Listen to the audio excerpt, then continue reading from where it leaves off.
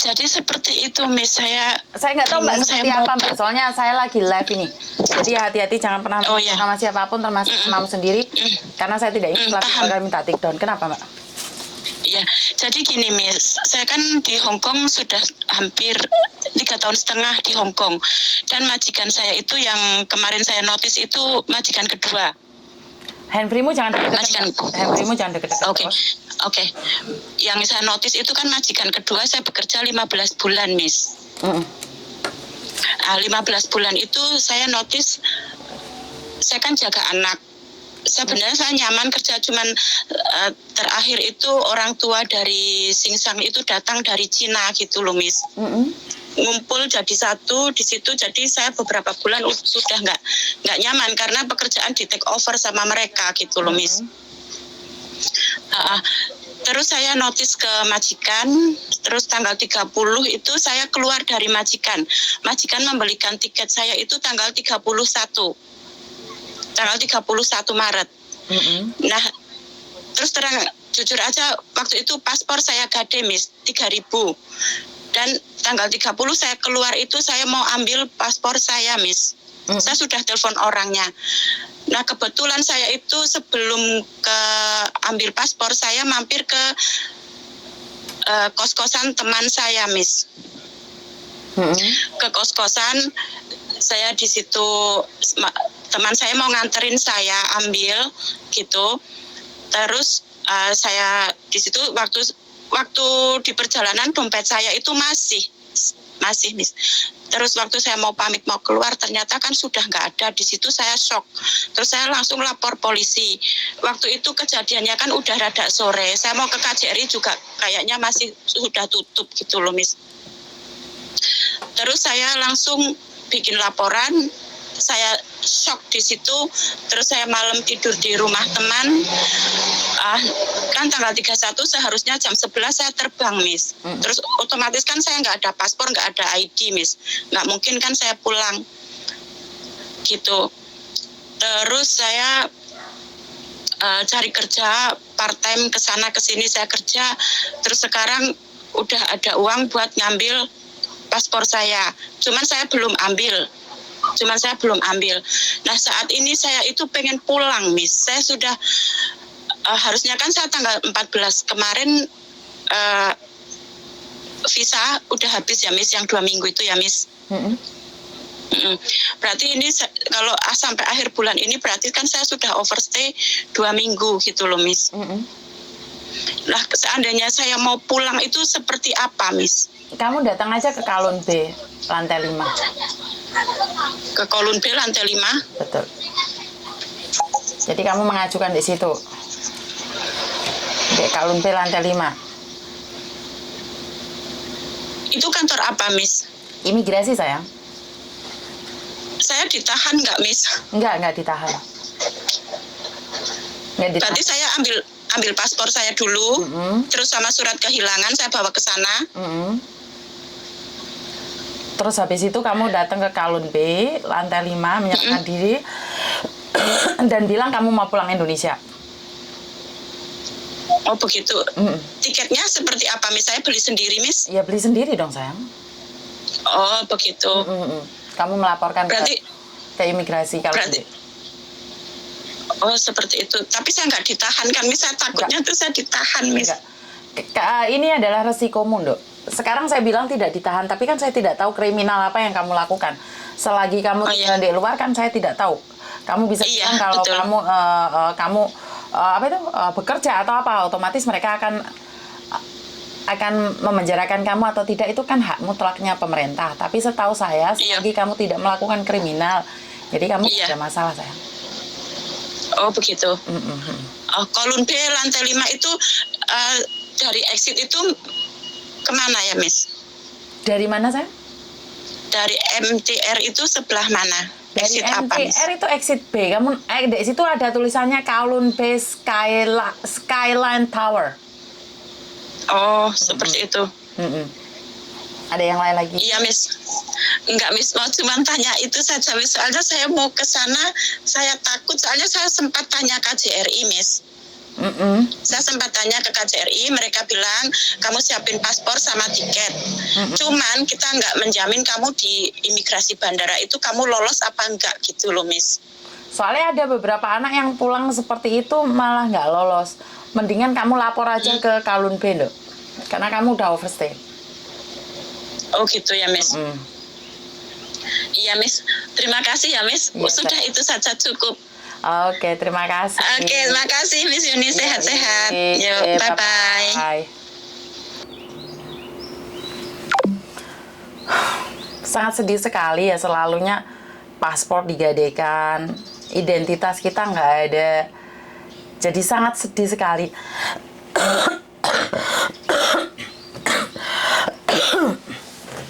Jadi saya nggak tahu harus seperti apa dan bagaimana.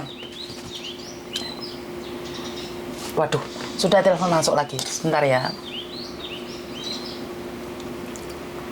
Wai. Halo, Assalamualaikum. Waalaikumsalam warahmatullahi wabarakatuh. Ini dengan Mbak Miss Yuni. Iya Mbak, ada yang bisa dibantu? Ya, saya ini mau minta solusi, minta arahan gitu. Tapi hati-hati ya, secara langsung dan tidak langsung masuk di YouTube sama di Facebook. Jangan pernah menyebut nama siapapun termasuk namamu sendiri, karena saya tidak ingin setelah viral kalian minta take down. Solusi tentang apa? Ya, saya sudah paham. Saya sering lihat YouTube-nya Mbak Inek gini. Saya kan baru pulang dari Hong Kong, kira-kira di rumah 3 bulan. Itu saya di majikan itu kurang 5 bulan finish kontrak. Tapi saya terjadi kecelakaan kerja. Saya jatuh dari tangga tempat tidur itu kan tinggi. Kamar saya kan tuh jadi satu dengan dapur. Itu kan 8 tangga lah, saya jatuh mengalami patah tulang tangan kanan, terus kening saya juga bocor, hidung saya juga bocor, akhirnya kening sama hidung itu dijahit, terus tangan saya dioperasi. Terus saya harus melakukan kontrol 3 kali. Pertama pulang tuh pihak keluarga majikan sama orang tua majikan tuh baik sekali. Ini kejadian ini pas akan menjelang itu loh, Hari Raya Cina, pas mau konin. Saya sampai di rumah itu, saya disambut baik dengan pihak majikan, malah karena tempat tidur saya di atas, saya pulang dari rumah sakit itu, tempat kerja majikan saya yang laki-laki itu sudah dibersihkan, saya di situ dikasih tempat tidur di bawah. Jadi saya kamarnya itu pindah di ruang kerjanya singsang gitu loh. Terus masih baik, saya pun terheran. Saya pun begitu datang langsung bilang permohonan maaf karena saya kurang hati-hati atau teledor kerja sehingga saya terjadi kecelakaan dan saya tidak dapat bekerja. Itu kejadiannya hari Minggu. Saya kan sering tidak libur. Kalau libur itu cuma setengah hari, itu pun saya gunakan untuk tidur soalnya saya merawat seorang bayi. Nah, begitu majikan keluar sekitar jam 1:30, lah jam 2 saya naik ke kamar saya mau tidur. Enggak taunya saya lupa nutup pintu yang itu pintu kamar saya. Begitu sama nutup, itu yang jadi pegangan tangan saya tuh jatuh, saya pun ikut jatuh, tertelungkup. Posisi saya tertelungkup gitu. Di saat saya jatuh tuh, saya masih sempat video call sama majikan saya, sama agen saya. Majikan saya bilang, tenang, ambil handuk basah, itu mukamu kamu lap dengan handuk basah supaya darahnya tidak terlalu banyak. Terus saya juga sempat telepon agen saya bilang, tenang, saya telepon ambulan gitu. Terus setelah jarak 5 menit itu ambulan datang, saya dibantu oleh pihak ambulan dibawa ke rumah sakit. Yang jadi pertanyaan saya itu, waktu saya pulang tuh majikan bersikap baik kok, terus saya di rumah 2 hari itu majikan tuh merayakan ulang tahun saya, padahal itu tanggal 24 Januari, padahal ulang tahun saya itu tanggal 12 Januari, dia lupa. Dia pun minta maaf dengan saya pun terheran, ada apa Nyonya? Coba kamu keluar sebentar. Ada apanya? Saya lupa, ini kan ulang tahun kamu tanggal 12, saya rayakan hari ini. Bagus sekali. Kayak keluarga saya sendiri. Setelah itu nggak tahu kenapa, Fukjan pertama sikapnya baik. Fukjan kedua itu sudah mulai ini Miss Yuni. Sikapnya sudah nggak mengenakan. kata-katanya sudah mulai nggak enak. Padahal posisi saya itu kening sama hidung saya masih di posisi jahitan, masih belum kering. Tangan saya yang kanan tuh pulang masih digendong. Hujan kedua itu dia bilang gini, gimana hasilnya? Hasilnya saya nanti tanggal 17 Maret masih kontrol lagi nyonya. Kok dia tuh langsung melotot gini, nggak usah kontrol yang ketiga, sekarang gini, kapan kamu minta pulang? Loh, terus saya kan terheran-heran, loh, saya kan masih kontrol nyonya, saya pulang harus dalam kondisi sehat. Nggak usah wes, kamu minta pulang tanggal berapa, saya belikan tiket, karena kamu finish kontraknya kurang 5 bulan, saya gaji penuh sampai finish kontrak. Soalnya saya nggak ingin kamu terjadi apa-apa di rumah saya. Lebih baik kamu pulang, kumpul dengan keluarga. Mungkin nanti kamu lebih senang, lebih bahagia. Nanti kamu lebih pemulihannya lebih cepat gitu kan. Terus saya sendiri pun nggak enak ya Miss, di rumah majikan kok cuma makan tidur, saya pun nggak enak. Yang jadi pertanyaan saya, kok majikan begitu cepat berubah, padahal dia sudah bilang ke saya, nanti kalau kamu sudah sembuh, saya ambil lagi. Setelah saya di Indonesia, saya ngasih kabar saya sudah sampai Indonesia, dia juga merespon. Nah, setelah itu saya kasih perkembangan kesehatan saya, dari muka saya sampai tangan saya itu nggak ada respon, Miss. Saya telepon nggak diangkat, saya mengucapkan ulang tahun anaknya nggak ada balasan. Sampai sekarang ini, yang jadi pertanyaan saya kan, saya sekarang umurnya 47, terus saya masih berkeinginan kerja di Hong Kong. Lah, dokter bilang minimal untuk pemulihan tulang tuh 6 bulan. Nah, sekarang saya sudah dapat waktu tuh 3 bulan. Ya alhamdulillah Miss, ini saya sudah bisa aktivitas seperti biasa. Kerja, angkat barang 5-10 kilo itu tangan saya itu sudah biasa gitu loh. Memang saya di rumah tuh saya pengobatannya itu saya kasih terapi bekam sama terapi urat untuk mempercepat pemulihan gitu loh. Yang jadi pertanyaan saya itu nanti kalau saya sudah agak mengalami cacat gini, terus usia saya gini, kalau mau cari majikan lagi itu gimana ya Nis? Apa masih ada majikan yang mau mengejeng saya gitu? Saya tidak berani menghakimi ya Mbak ya, karena sekali lagi jodoh rezeki itu Tuhan yang ngatur. Tapi menurut pendapat saya, posisi Samen masih belum fit banget. Kenapa harus mikirin mau kesini lagi? Ini yang pertama. Kedua kan Samen digaji sampai 5 bulan toh.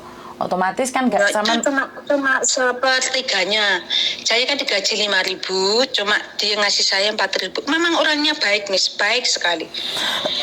Jika satu yang singsang itu orang Vietnam, Cina Vietnam, yang perempuan itu Cina Australia. Jadi mereka dari kecil itu tumbuh besar nggak di Hong Kong, tumbuhnya di luar negeri. Jadi pola pikirnya tuh bukan seperti orang Hong Kong, kayak orang luar gitu, kayak orang luar negeri. Jadi dia tuh menganggap saya tuh bukan pembantu, kayak keluarga sendiri. Apalagi majikan saya ini pengantin baru ya Miss, ini anak pertama. Kedua-duanya belum berpengalaman soal anak, sedangkan anak saya kan sudah besar-besar nih, sudah SMK. Sebelum saya menikah juga saya pernah kerja di Mongkok itu juga bayi. Setelah menikah saya di Mangunsan juga jaga bayi. Nah, setelah 13 tahun kemudian saya kembali ke Hong Kong, kok ya dapat job bayi lagi. Jadi saya merawat bayi itu majikan sedikit pun nggak maksudnya ini gimana ya Miss bilangnya, begitu anak pulang dari rumah sakit umur 2 hari itu langsung diberikan ke saya. Ya dengan sendirinya saya bisa Miss, saya sudah berpengalaman ke anak saya sendiri sama anak majikan yang dulu-dulu gitu. Jadi dia itu menganggap saya itu kayak apa ya, bukan seperti majikan, bukan seperti pembantu, kayak keluarga sendiri gitu. Tapi kan pada intinya kamu tetap dibuang saat kamu sakit. Ya, itulah. Jadi saya tidak tahu Mbak, prediksi atau kata-kata baik, majikan yang baik itu ditaruh di mana. Kalau seseorang yang baik, saat pembantumu cacat, saat pembantumu sakit, kamu masih berada di sana. Bagi saya, gitu, kebaikannya palsu. Menurut pendapat saya ya. Tapi sekali lagi saya tidak menghakimin. Cuman saya ingin bertanya, Samen istirahat dulu, wong orang baru jatuh. Jangan berpikir untuk keluar negeri dulu, bisa nggak? pikirannya ojo ngruwangsang nemen iki riyo tas kupatan wis bingung sing kepengin di luar negeri lagi. Bener nggak sih? Itu. Bener nggak? Betul. Tenangin dulu lah, ini bar yoyo besar taya opo gitu loh. Jadi pikirannya biar gak panas. Suami ada kan di rumah? Ada. Halo. Kebetulan ini anak-anak kan juga baru liburan sekolah. Cuma saya ini kan mumpung saya masih masih muda, ada kesempatan, saya tuh masih berkeinginan gitu. Pihak agen juga telepon saya, gimana Bu, nanti kalau sudah sembuh masih ada keinginan masih, tapi maaf ya Bu, sekarang usia Ibu sudah 47. Sekarang yang baru-baru itu banyak usia muda-muda gitu. Ya, dari situ kan saya timbul kecil hati. Oh ya sayangan saya itu sekarang muda-muda, tenaganya masih fit-fit gitu loh. Makanya ada keraguan, tapi saya juga masih mau niat kerja gitu loh. Niat aja kan harus didukung dengan keadaan, bener nggak? Sekarang keadaannya dengan iku barusan sembuh dari sakit, posisi proses penyembuhan. Ojo kemerungsung toh Bu. Bukan kemerungsung sebenarnya, kan apa ya? Di rumah tuh saya sudah terbiasa kerja terus nggak kerja, terus ini anak mau sekolah lagi. Kayak gimana ya Miss, sudah terbiasa kerja nggak kerja itu nggak enak gitu loh. Bukan arti kata saya tuh gila uang enggak ya. Saya tuh paling nggak suka berpangku tangan, paling nggak suka bermalas-malasan gitu loh. Ngerti, tapi kan kalau di luar negeri kan beda, apalagi sampean sudah sakit, pernah jatuh. Jadi istirahat dulu lah. Iya. Istirahat dulu. Rezeki kan nggak harus di Hongkong saja toh. Kalau harus saingan, apalagi nih sudah 47, sebentar lagi 48 kan pastinya. Otomatis saingannya kan semakin hari semakin berat. Bener nggak sih? Betul.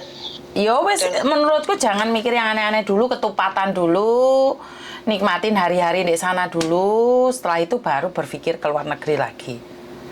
Ojo kebanteran nih mikir. Keadaan dan kondisi ini sama ini lebih penting. Kalau keadaan saya alhamdulillah ya Miss, aktivitas itu sudah nggak terasa sakit gitu. Beda loh Mbak, di Indonesia itu musimnya cuma panas saja loh. Kalau kamu pernah jatuh, kalau kamu pernah jatuh, di Hongkong ini ngilu loh Mbak. Saya nggak bercanda. Jadi jangan bilang sampean sehat nggak apa-apa. Nyampe di sini ke tekanan batin di kita wes rodok legrek deh awak Mbak. Karena beda, di rumah capek sambat ono bojo ono anak. Sampai di sini sambat dilono wong. Benar nggak? Nikmatin dulu lah. Nikmatin dulu waktumu di situ. Iya. Rezeki nggak harus ada di Hongkong. Jangan berkecil hati, rezeki mungkin sama lebih hebat daripada kami yang ada di luar negeri. Banyak di antara kami yang di luar negeri uangnya dihapusi wong. Ya bener? Sain tuh lah. Ya. Iya, makasih ya Miss. Iya, sama-sama. Assalamualaikum. Waalaikumsalam.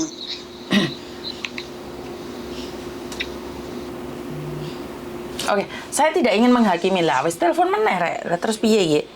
Teleponnya ra mandek blas. Halo. Halo, assalamualaikum Miss. Waalaikumsalam.